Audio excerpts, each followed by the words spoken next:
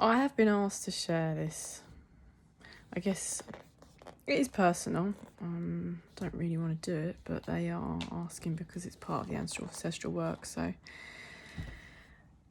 when you go back into your own like ancestry and lineage and things, and you look at surnames and you look at things that have been, carried forth through the ages, unknowingly, knowingly, willingly, unwillingly,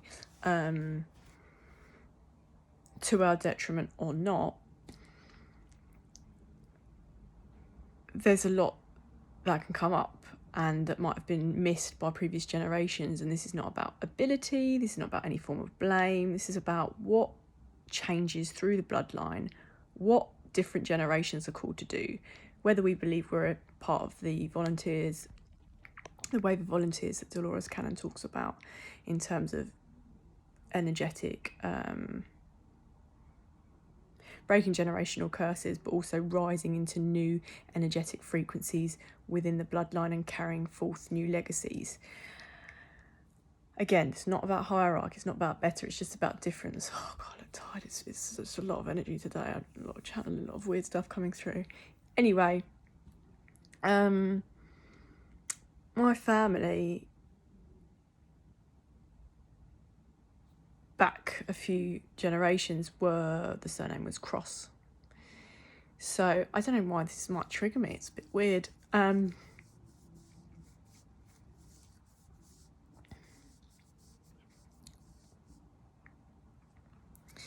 We've been carrying the cross really for ancestors, and we've been carrying a lot of stuff that, our generation, whether you're Pluto and Scorpio or whatever you're called to talk about, connect with, our generation, Pluto and Scorpio, is well known for digging deep and transforming energies and going dark and breaking generational curses and things in the bloodline that may have crept in unknowingly, because we don't know what went on back in the day unless other people have. I'm kind of on that explorative journey, and it's nothing that I force, just things come and unfold as they unfold. So with that name, Cross, it's quite interesting because I know that my family have been carrying, the side of my family have been carrying the cross throughout the ages, which is a burden that they didn't need to carry. And I'm really happy that I can carry a new torch and that I can help create, as well as the existing family who are alive on the planet now, we're also living very differently to me, but also consciously as well. I'm very happy that I've been given the ancestral knowledge and have their strength behind me, because to carry that through the ages must have been quite heavy. Names and words and things, they're not coincidences. And so when you have a name like Cross, it's a heavy burden.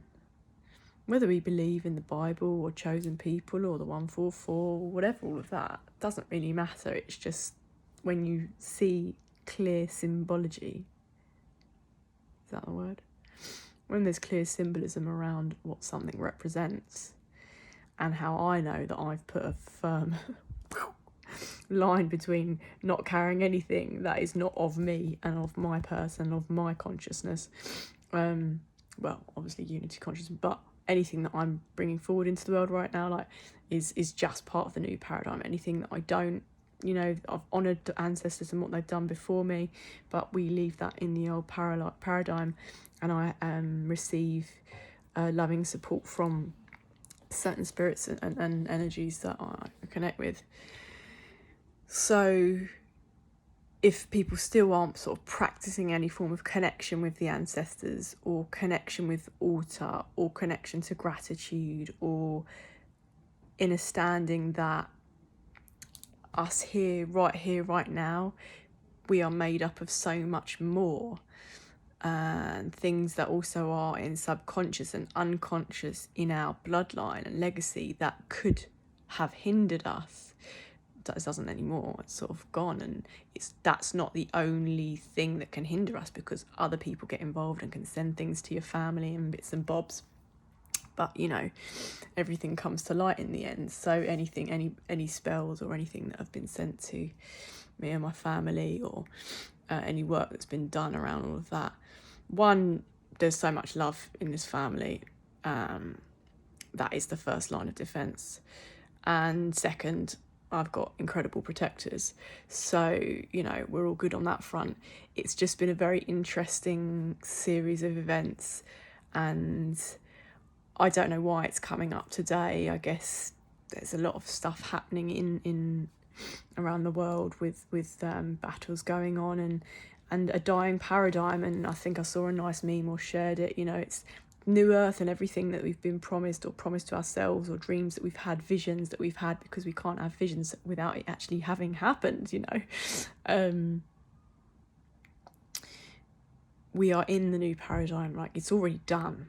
It's just the old shit's just banging the door and slamming the door on the way out, making a bit of a fuss before it ceases to exist in any shape or form. And I'm really proud of myself. I'm really proud of my family. I'm really proud of the love that I feel from my ancestors. And so, obviously, I'm a bit emotional. I don't really know why, but in the end, we take the piss out of this journey because, it's a funny old ride, and a lot of my family are quite sarcastic and take the mick. It's just part of a British thing. So I'm grateful for the love and the support they have, and also, they do pull me out of my shit and tell me to have a bit of a laugh sometimes, because I can get pretty intense and deep with these feelings, and that's just, I'm that person in this lineage to do that, like transmuting the darkness and going places that other family members and bits and bobs don't go, which is, again, it's not about hierarchy. It's just we've all got separate missions and purposes within our own communities and within the families that we create, and where we move into the new paradigm, and who we're teaming up with, and the love that each of us hold within our hearts individually, and how we can share that as a group, without any form of attachment, just sharing love, unconditional love, because that's what I know that my ancestors, that's what we deserve. That's what I know that my family deserves, is love, unconditional love. And that's what I know I deserve. Everybody does, but unless we start to talk about it and claim it and start to put a stop to anything that doesn't look like unconditional love, other people will continue to take the piss. And I don't mean in a sarcastic way. I mean, they're going to continue to drain our energies as energy vampires or shape shifters. And again, as I said, I also connect with that shapeshifter element, but not that I'm coming with any malintent. I just let people believe what they want to believe about me. I'm not correcting anybody. I don't owe anybody anything. And these days I'm becoming more and more private, because, people are popping up out of the woodwork. I haven't heard from them, haven't seen them in yonks. And you think, why is that then? People are always trying to find out about information about you and, bits and bobs, personal, professional, what you're up to now. So that's cool. I'm available to the people in terms of sharing experiences and certain things that I've gone through, which I've shared online. So all of that is out in the public domain, but anything else is not. It don't need to be. Never will be. Because it's not needed. It's a distraction for anybody else, and people need to learn to focus on their own lives. And with the darkness and everything that is rising this year, or the surfacing, because I'm not rising, it's just there all the time, so it's not like it's amplifying, it's just things are speeding up, so it feels like it's amplifying, but this shit's just been hidden for so long that now it's going to seem like it's going to be like there's so much darkness. But there's been from the beginning of time, wherever there's humans, there's there's ego and there's death and fighting, you know, unless we start to rebalance that out with new forms of healing and knowing ourselves and knowing how to manipulate energy better. And I say manipulate, I really don't like that word in the sense of manipulating energy in terms of not manipulating people, just learning how to work with energy, because that will get us very far. This is a bit of a random one. Started off emotion. Anyway, I just want to give thanks, props to my family and to the lineage which I've born into. I'm very proud, I'm very grateful to be alive right now and to witness what's going on in the collective. I know it's might be alarming, might be weird for some people in the future, but it's cool. Like, we don't need to worry about anything.